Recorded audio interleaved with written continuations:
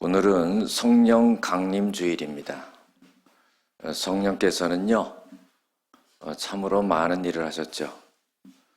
우리가 복음이 전파되고 예수를 믿게 되는 이런 일을 성령께서 하셨습니다. 특별히 사도행전 같은 경우는 성령 행전이다, 이렇게 말을 합니다.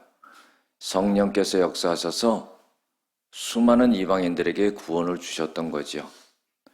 그래서 우리가 육신의 눈을 뜨고 보이는 것만을 위해서 쫓아가는 삶이 아니라 성령의 인도함을 받는 그런 사람이 되어야 됩니다. 갈라디아서 6장 16절부터 갈라디아서 5장 16절부터 24절까지 보면은 너희는 성령을 쫓아 행하라 그랬어요. 그러면은 육체의 욕심을 이루지 아니하리라. 육신의 소욕은 성령을 거스리고 성령은 육신의 일을 거스르니 서로가 대적하여 너희가 원하는 것을 하지 못하게 하느니라 그랬어요. 너희가 만일 성령의 인도함을 받으면은 율법 아래 있지 아니한다 했습니다. 여러분들 이 말씀이 중요한 게 뭐냐면은 우리가 유대인들이 율법을 지키려고 노력을 했지만은요, 성령의 인도함을 받고 살아가면은 율법을 지키려고 애를 쓰고 할 필요까지 없다는 거죠. 왜냐하면 성령의 인도함이라는 것은 완벽하기 때문입니다. 그래서 성령의 인도함을 받으면은 율법 아래 있지 않다는 거예요. 성령의 인도함은 율법의 차원보다 높다는 거죠.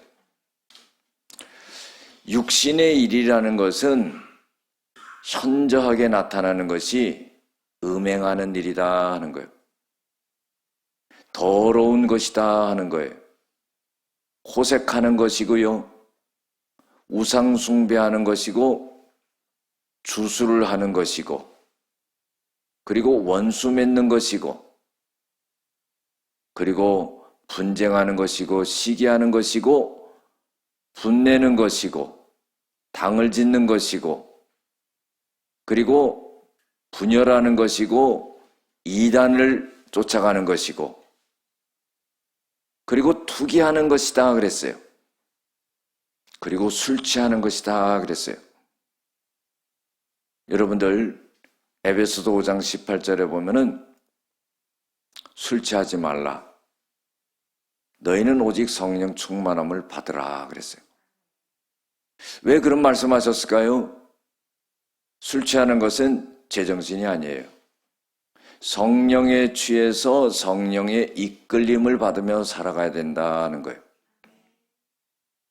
그래서 육신의 일이라는 것은 바로 이런 일이라는 겁니다.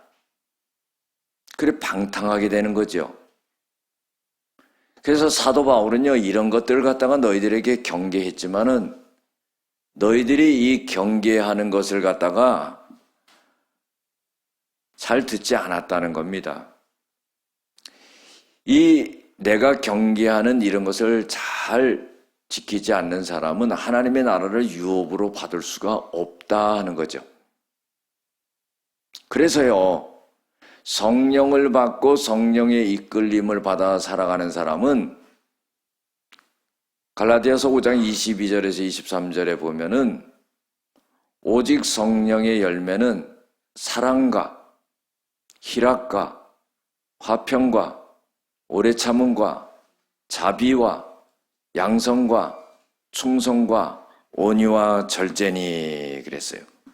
이런 열매를 맺어야 된다 그랬어요. 그래서 예수의 사람들은 그 육체와 그 정욕을 십자가에 못 박았느니라. 그래서 만일 너희가 성령으로 살면은 성령으로 행하는 믿음까지 가야 된다는 거예요. 여러분들 우리가 성령을 쫓아 행한다는 것은 이 성령 강림 주일에 우리가 깊게 한번 생각해 봐야 될 일이라는 거죠. 사도 바울이 전도를 하면서도요, 힘들어했던 부분이 뭐냐면은 자기의 생각과 철학으로 했을 때 성령이 역사하시질 않는 거예요. 성령을 전적으로 의지할 때 그 성령의 역사가 나타나거든요. 고린도전서 2장 4절에 보면은 내 말과 전도함이 사람의 지혜로 하지 아니하고 성령의 나타남과 능력으로 하여 그랬어요. 이것이 참 중요한 겁니다.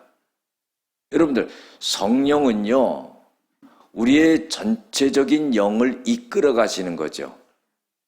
그래서 우리에게 은혜와 은사를 주시고 우리를 갖다가 다스려 나갑니다. 고린도전서 2장 7절에서 11절에도 보면은 각 사람에게 성령을 나타나시는 것은 그것은 유익하게 하려 함이라 그랬어요. 성령이 하시는 일은 우리에게 은혜와 은사를 주면서 각 사람을 유익하게 만든다 하는 거예요. 그래서 구체적인 것은 뭐냐면은 성령께서 은사를 준다는 거죠.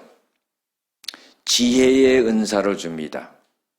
지식의 은사를 줍니다. 믿음의 은사를 주지요. 병 고치는 은사를 주지요. 능력 행함의 은사를 주지요. 예언의 은사를 주지요. 영들 분별하는 은사를 주지요. 방언하는 은사를 주지요. 방언 통역하는 은사를 그렇게 준다 하는 거예요. 이것은 이런 은사를 주는 것은 한 성령이 그 당신의 성령의 뜻대로 각 사람에게 나눠주느니라 그랬어요. 사랑하는 성도 여러분, 우리가요 성령 강림 주일을 맞이해서 성령에 대해서 깊게 알아야 되죠. 성령은 우리에게 내적으로 9가지 열매를 맺기를 원하고 외적으로 9가지 은사가 나타나서 하나님의 복음을 전파하는데 쓸 수 있도록 그렇게 만드신다는 겁니다. 결국은 뭐냐면 우리 영이 하나님의 영에 이끌려가는 거죠. 육신적으로 사는 것이 아닙니다. 영적으로 사는 거지요. 성령의 이끌림을 받는 거죠. 성령께서 말씀하심으로 인해 가지고 그 성령의 말씀을 쫓아가는 것입니다. 그래서 우리는 일주일을 살면서도 눈 뜨고 육신적으로만 보이는 대로 살려고 하는 그런 잘못된 삶을 살아갈 때가 많이 있어요. 요한일서 2장 15절에서 17절에 보면은 이 세상이나 이 세상에 있는 것들을 사랑하지 말라. 이 세상을 사랑하면은 아버지의 사랑이 그 속에 있지 아니하니 이 세상에 있는 것은 육신의 정욕과 안목의 정욕과 이생의 자랑이니 이것은 다 세상으로부터 온 것이요 하나님으로부터 온 것이 아니니라 그랬어요. 이 세상과 정욕도 다 지나가되 오직 하나님의 뜻대로 행하는 자가 영원히 거하느니라 그랬어요. 성령을 의지하고 살아갈 수 있는 저희들이 되어야 됩니다. 성령은요 우리에게 가장 좋은 것을 주셨는데 그것은 구원을 주셨다는 거예요. 우리가 성경을 보면은요 구약과 신약이 있죠. 이 성경이 한마디로 우리에게 말해주는 것이 무엇인가? 그것은 구원입니다. 성령께서도 우리에게 한마디로 주시는 것이 뭐냐면 구원이에요. 성령을 통해서 구원의 역사를 이룬다는 거죠. 그래서요 구약을 한마디로 말하면은 오실 메시아에 대해서 말한 겁니다. 예수님이 오신다는 거예요. 그 왜 예수님이 오십니까? 예수님이 구원하려고 오시는 거죠. 신약은 한마디로 뭐예요? 오신 예수님에 대해서 말하는 거예요. 오신 메시아, 오신 그리스도에 대해서 말하는 겁니다. 그렇기 때문에 신약과 구약이 성경이 구원에 대해서 말해주는 거예요. 이것이 성령의 역사로 되어진다 하는 겁니다. 여러분들, 구원에는요, 세 가지 의미가 있죠. 첫 번째로 뭐냐면 죄에 대해서 구원받는 거예요. 죄의 문제를 우리가 해결할 수 있는 사람이 있습니까? 죄의 문제를 해결할 수 있는 사람이 없어요. 예수님을 통해서 죄의 문제가 해결되는 거죠. 그래서 구원의 첫 번째 의미는 죄에 대해서 구원을 받는다는 거죠. 두 번째로 뭐냐면은 구원이라는 것은 죽음에 대해서 구원을 받는 거예요. 이것은 예수님을 통해서 예수님이 부활하심으로써 우리에게 나타나신 거죠. 죽는 것으로 끝난다는 게 아닙니다. 예수 믿는 사람이 부활하지 못한다면은 그 사람은 가장 이 세상에서 불쌍한 자가 된다 하는 거예요. 그렇기 때문에 죽음으로 끝나지 아니하고 부활하고 또 천국에 가고 하는 그런 구원의 역사가 있다는 거예요. 세 번째로 구원은 무슨 의미냐면은 심판받지 아니하고 지옥에 떨어지지 않는다 하는 거예요. 여러분들, 우리가 다 심판대 앞에 서서 심판을 받습니다. 근데 심판받지 않는다는 건 뭐냐면 지옥에 떨어지지 않는다는 거예요. 우리가 예수를 믿음으로 말미암아 천국에 가게 된다 하는 거죠. 할렐루야. 오늘 성경 본문 말씀은 구원에 대한 말씀이에요. 그런데요, 구원을 말해주는데 누가 구원을 받나 하냐면은 기생 라합이라는 사람이 구원을 받아요. 근데 이 라합만 구원을 받느냐? 그게 아니에요. 그 부모, 형제, 친족이 다 구원받는 그런 역사가 일어나요. 그런데요, 이것이 어떻게 그렇게 됐냐 하면은 이 기생 라합의 마음속에 성령이 역사하신 거예요. 자, 보세요. 이스라엘 백성들이요, 애굽에서 400년 종살이 했죠. 그래가지고 하나님이 애굽에 10가지 재앙을 일으켜가지고 바로의 마음을 갖다가 바꿔가지고 이스라엘 백성들을 풀어줍니다. 그래서 이스라엘 백성들이 홍해를 건너지요. 여러분들, 그렇게 기적적인 일이 어디 있겠습니까? 성경에 보면은 이 기생 라합은 하나님의 홍해를 가르신 일을 어떻게 표현했냐면 홍해를 마르게 했다 그랬어요. 홍해를 갖다가 마르게 하고 홍해를 건너가게 했다 하는 거예요. 홍해를 완전히 갈라버린 거죠. 여러분들, 거기에는 굉장한 은혜가 있어요. 그것은 뭐냐면은 이스라엘 백성들이 그 홍해 속에서 다 세례를 받아버린 거예요. 할렐루야. 그런 은혜를 받았어요.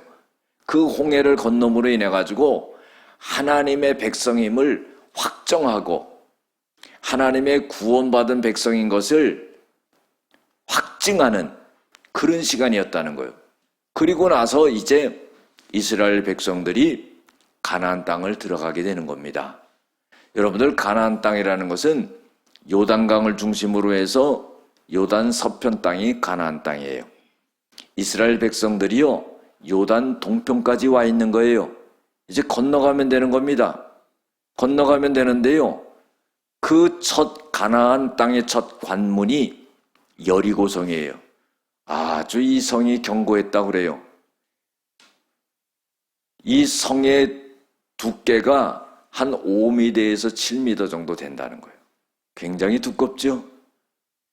그러니까 그렇게 두터운 여리고성을 넘어가지고 그 성을 정복하고 가나안 땅에 들어간다는 것은 쉬운 일이 아닙니다. 여러분들, 이 지금 이스라엘 백성들이 살고 있는 이 가나안 땅은요, 지금으로부터 3,400년 전에 가나안 사람이 살았던 거예요. 그러면 이 가나안 사람은 누구냐? 우리가 노아를 알지요. 노아에는 세 아들이 있었어요. 셈과 함과 야벳이죠. 여러분, 셈은 황인종입니다. 함은 흑인종이에요. 야벳은 백인종입니다. 이 흑인종인 함의 아들이 가나안이에요, 이름이. 그래서 그 족속이 번성해가지고 그 지역을 자리를 잡고 산 겁니다. 그런데 거기를 갖다가 들어가려고 하는데 첫 관문이 여리고성인데 요 성을 정복하기 위해서 여호수아가 두 사람의 정탐꾼을 갖다가 파송을 하지요. 여러분들, 이 두 사람을 파송해가지고 여리고성에 들어갔는데 누구네 집에 들어갔냐면은 기생 라합의 집에 들어갔다 이 말이에요. 자, 그때 고대 시대에는요 전쟁이 많았어요. 어느 날 살다가 전쟁이 일어나면은 죽는 거예요. 특별히 남자들이 나가서 싸우잖아요. 나가서 싸우다가 남편이 죽어버려요. 또 질병이 얼마나 많았어요. 질병 걸려서 죽어버려요. 그러면은요 부인이랑 자식들이랑 가족들이 살 길이 없어요. 그 사는 길은 뭐냐면 종으로 잡혀가던가 아니면은요 창녀가 되는 거예요. 몸을 팔아가지고요 그렇게 사는 겁니다. 성경에는 지금 기생 라합이 어떤 연유에서 기생이 되고 몸을 파는 사람이 되는지 나와 있진 않아요. 그러나 고대의 학자들이 연구한 거에 의하면은 그런 삶의 환경 속에서 기생이 됐다 이 말이죠. 여러분들 목숨이 붙어 있는데 그냥 죽을 수는 없잖아요. 아무리 어려워도 악착같이 사시길 바랍니다. 할렐루야. 살아있는 목숨을 자기가 어떻게 못하잖아요. 오늘 기생 라합 보세요. 악착같이 살다가 좋은 일이 벌어져요. 그런데요 두 명의 정탐꾼이 딱 들어왔는데 그걸 누가 또 봤네. 그래가지고 왕한테 가서 일러 바쳤어요. 그 정탐꾼들이 우리 가나안 땅에 들어왔습니다. 그러니까요 군사들을 보낸 거예요. 그래가지고는요 기생 라합의 집에 딱 들어와가 들이닥쳐가지고는 그 정탐꾼들 내놔라 그런 겁니다. 그런데요 이 기생 라합이요 웬만한 사람 같으면 여자들이 벌벌 떨 거 아니에요. 왕의 명령을 받고 군사들이 와가지고 정탐꾼 내놔라 그러는데 그거 떨지 않을 사람이 어디 있어요. 그런데요 기생 라합은요 굉장히 담대한 사람이었습니다. 여러분들 한두 명의 남자를 대한 게 아니에요. 술 먹고 좀 그냥 술주정하고 이런 사람은요 이 기생 라합한테 걸리면은 아주 그냥 힘을 못 씁니다. 그때 제가 한번 봤어요. 봤더니 얼마나 드세게 다루는지 남자들이 꼼짝 못 하더라고요. 외상값도 다 내고 가더라고요. 그 정도로 담대한 사람이에요. 군사들이 닥쳐가지고는 하는 말이 내놔라 이 말이에요. 그런데 그 두 명의 정탐꾼을요 지붕 위에 3대에다 숨겼다는 거예요. 그 베옷을 짜는 그 3대 있잖아요. 그걸 말리려고 올려놓은 거기에 속에 숨겨놓은 거예요. 그리고는 시치미를 딱 떼는 겁니다. 여러분들 사람이 당황하잖아요. 그러면은요 말할 때 떱니다. 헛말을 하지요. 그러면 들키는 거예요. 그런데요 이 기생 라합은 떨지를 않아요. 담대하게 말합니다. 우리 집에 들어왔긴 들어왔다. 이렇게 딱 말하는 거예요. 그런데 빨리 나갔다.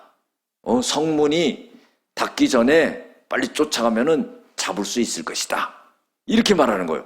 얼마나 재치 있습니까? 여러분들 술 파는 여인들이요 남자들 대하기 쉽지 않습니다. 재치도 있어야 되고요 담대함도 있어야 되고요 어쩔 땐 남자들 휘어잡아야 되고요 기생이니까 이거 전문가거든. 웬만한 여자들은 못해요. 기생은 전문가입니다. 남자들 휘어잡는 거. 그래가지고 그 말을 딱 하니까 아니 그래도 집안 한번 쑥 훑어보고 갈 수 있잖아요.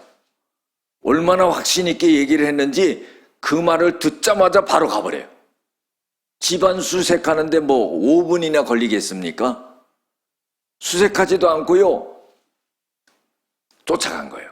그래가지고 성문 밖으로 나가니까 성문을 딱 닫아버린 겁니다.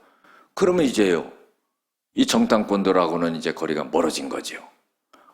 그렇게 하고 나서는 이 기생 라합이요 이런 말을 합니다.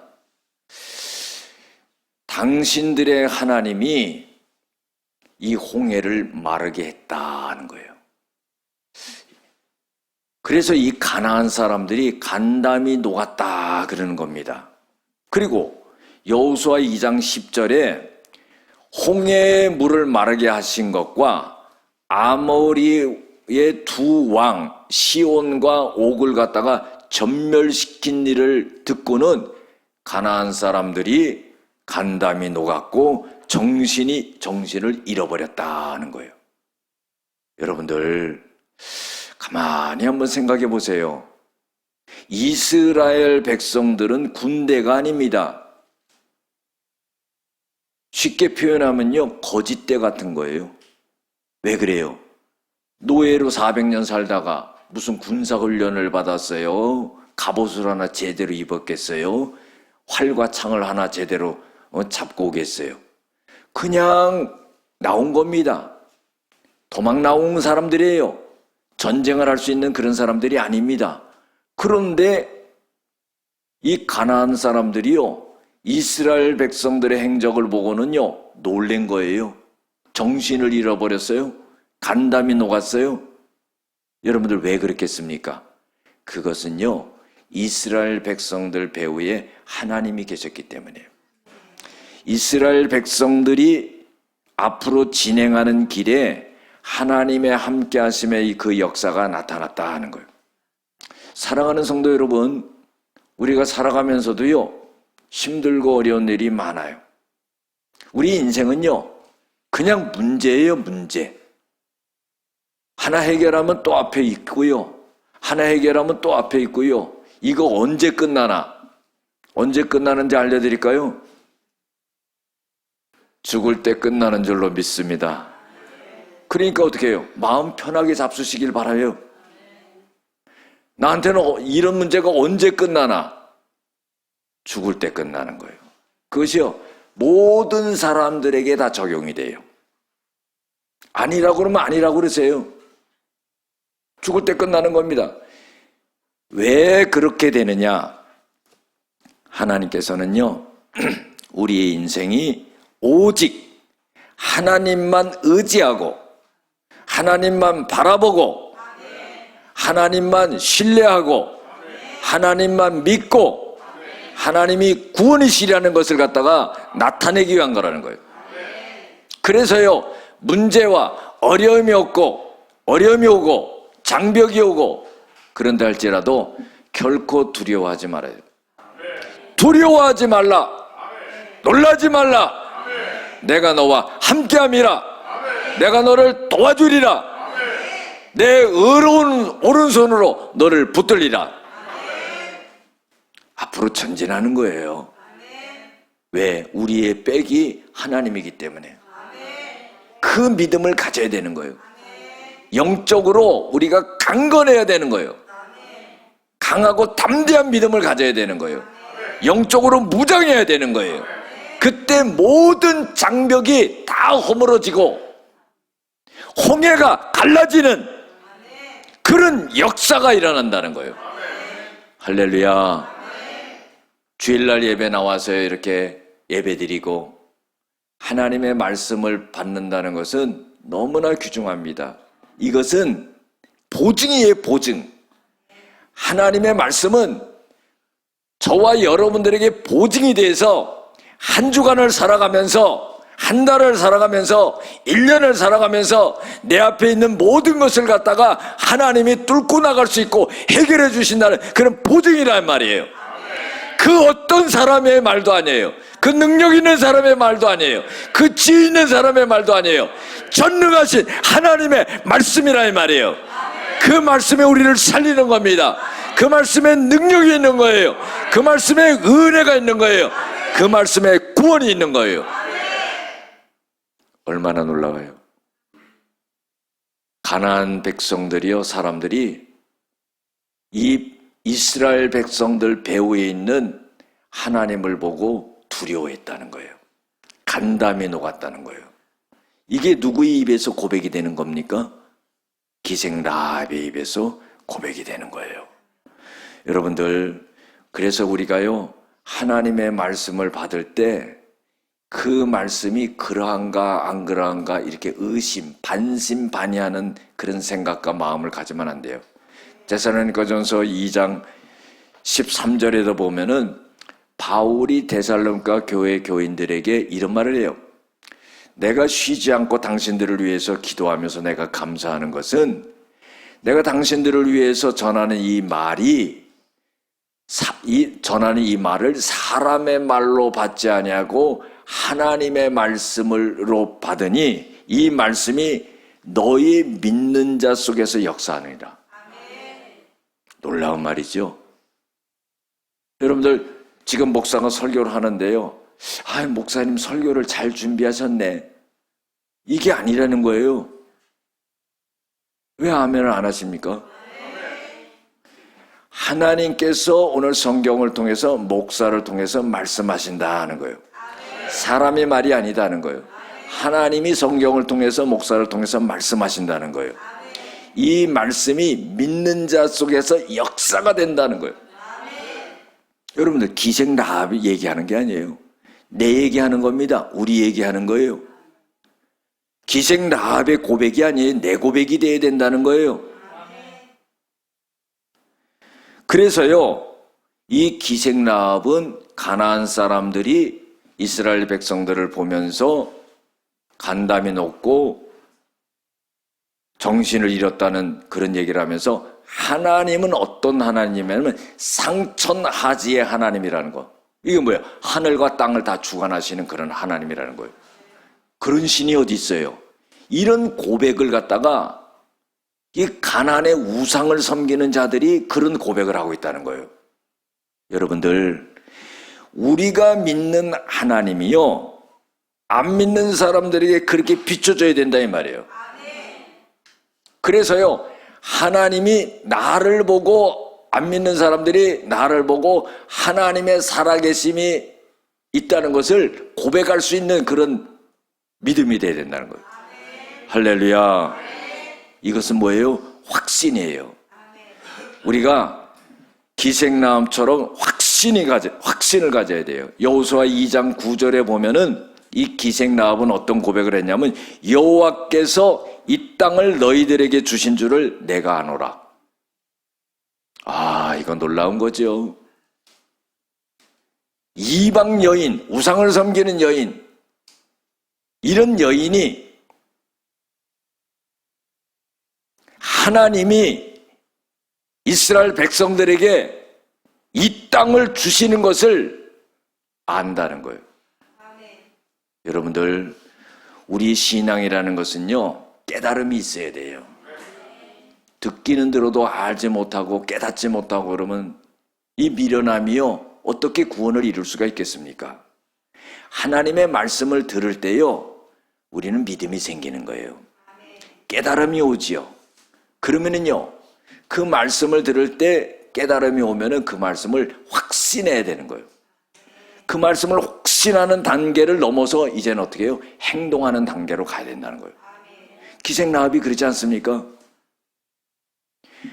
하나님이 어떻게 하신 것을 알고 깨닫고 듣고 그 다음에 자기 마음속에 확신이 드는 거예요. 여러분들, 목숨을 내놓는 일이에요. 정탐꾼을 숨겨준다는 것은요, 나라를 배신하는 거예요. 들키면은요, 가족들이 전부 죽임을 당하는 겁니다. 그럼에도 불구하고 이 기생라합이 그런 결정을 내리고 그렇게 나갈 수 있었던 것은 하나님은 살아계신 하나님이라는 거죠. 하나님은 상천하지의 하나님이라는 거죠. 하나님은 홍해를 가르치는 하나님이라는 거죠. 여러분들, 이 하나님이요, 나의 하나님이라는 거예요. 우리는 하나님을 말할 때요, 우리의 하나님을 말하기 전에요, My Father를 말해야 돼요. 나의 하나님, 나의 하나님, 나에게 역사하시는 하나님, 내 기도를 들으시는 하나님, 내 문제를 풀어주시는 하나님, 내 길을 열어주시는 하나님, 나의 하나님을 고백해야 되는 거예요. 이 기생라합은요, 나의 하나님이라는 것을 확신했다는 겁니다. 듣는 단계를 넘어서는 거예요. 확신하는 단계를 넘어서는 거예요. 그 다음에 어떻게 해요? 행동하는 단계로 가야 되는 거예요. 우리의 믿음이요, 행동하지 않으면 안 돼요. 생각 속에서만, 마음 속에서만 머물러서는 안 됩니다. 우리가 행동하지 아니하는 믿음은 죽은 믿음이라고 그랬어요. 그래서요, 영혼이 없는 몸이 죽은 것 같이 행함이 없는 믿음은 그 자체가 죽은 것이라 그랬어요. 당신 믿음이 있냐? 그럼 당신 믿음을 한번 나타내봐라. 내 안에 있는 믿음을 어떻게 나타납니까? 나는 행함으로써 내 믿음을 나타내겠다 하는 거예요. 그러니까 믿음이 있으면은요, 행함으로 나타나는 거예요. 그 사람이 하는 것을 보면서 믿음이 없는지 믿음이 있는지가 가름이 된다는 거예요. 기생 라합은요, 머뭇거리지 않았어요. 정탐꾼을 숨겨줬어요. 자기 목숨을 담보로 숨겨준 겁니다. 행동하는 믿음이었다는 거예요. 우리도 마찬가지예요. 행동하는 믿음이 돼야 된다는 거예요. 우리가 새생명 장치하려고 지금 오늘 선물 받아가고 나눠주고 하는 이거요, 행동하는 믿음이 돼야 되는 거예요. 선물 받아가서 또 집에서 잘 쓰는 분이 있으면은 집만 가보니까 쓰고 있는 거야. 잘 된다고 막 마늘 잘 된다고 잘 갈아지네. 물병 좋다고 얼음 담아가지고 마시고 다니고. 하나님이 가만 안 두실 것 같아. 받아가셔가지고 꼭 태신자들에게 전해주시기를 주의 이름으로 축원합니다. 행동하는 믿음이 돼야 되죠. 하나님이 기뻐하시는 믿음이 돼야 되죠. 가서 주는 것도 못해요. 여러분들 주거니 받거니를 잘할 수 있는 사람이 돼야 돼. 받는 것만 하면 또 미안하잖아. 갖다 줘요. 못 줄 게 뭐 있어. 오늘 나눠주는데 받아고 가서 주면 되는데. 행동하는 믿음이 돼야 된다는 거예요. 그리고는요, 이 정탐꾼들과 약속을 하죠. 우리 살려달라. 그러니까 이 정탐꾼들이 뭐라고 그래요? 그러면은 창문에 붉은 줄을 내걸어라. 그리고 우리가 이 여리고를 점령할 때 전부 가족들, 친지들 다 요 안에 있어라. 밖으로 나온 사람은 보장 못한다. 그런 거예요. 그래가지고는 결국은 여리고성을 점령할 때 이 기생 라합의 집에 있던 사람을 다 구원을 받았는데, 여리고성을 점령하는 것도요, 굉장히 간단했어요. 창을 갖고 활을 쏘고 뭐 성벽을 겨울로 하고 그런 게 아니에요. 어떻게 했느냐? 하루에 한 바퀴씩 돌아라. 그 엿새 동안 도는 거예요. 7일째는요, 7바퀴 돌고 제사장이 나팔 불 때 백성들이 그 나팔 소리 들으면은 외쳐라. 그럼 성벽이 무너질 것이다. 그 방법을 따르니까 어떻게 해요? 성벽이 전부 무너지는 역사가 일어나요. 그때에 기생 라합의 집에 있던 사람들을 갖다가 전부 끄집어내서 구원하는 역사를 이루고, 거기에 여리고성에 있는 모든 사람들은 죽이고 모든 것을 갖다가 약탈해가는 그런 역사가 일어났다는 거예요. 여러분들, 결과가 뭡니까? 구원의 역사가 일어났다는 거예요. 믿음을 가진 자에게는 구원의 역사가 일어나요. 생명을 구원하는 역사도 일어납니다. 또 우리의 삶 속에요, 우리가 문제 가운데, 어려움 가운데, 장애물 가운데 있는 거기서도 하나님이 다 건지시는 역사가 일어나요. 너희는 먼저 그의 나라와 그 의의를 구하라. 그러면 이 모든 것을 너에게 더해 주시리라. 나는 하나님의 일을 하고 하나님은 내 일을 봐주시고. 믿습니까? 내가 내 일을 감당할 수 없는 것을 내가 매달려서 할 필요가 없다 이 말이에요. 나는 하나님의 일을 하고 내가 감당할 수 없는 일은 하나님이 감당해 주신다는 거예요. 그게 먼저 그의 나라와 그 의의를 구하는 거예요. 모든 것을 더해 주시는 은혜가 있다는 거예요. 그게 구원의 역사라는 거죠. 여러분들, 이 기생 라합은요, 가족만 구원한 것이 아니라 바로 예수 그리스도를 탄생시키는 그런 역사를 이뤘어요. 다윗 왕의 고조모가 됐다는 겁니다. 여러분들, 이런 은혜가 있죠? 사랑하는 성도 여러분, 우리가요 말씀을 듣고요, 그 말씀을 확신하고요, 그 말씀을 확신한다면은 행동하는 믿음이 되어가지고 하나님의 구원의 역사를 경험하게 되는 그런 은혜가 있기를 주의 이름으로 축원합니다. 우리가 찬송 하나 부르고요, 오늘 말씀 생각하시면서 뜨겁게 한번 기도하시겠습니다.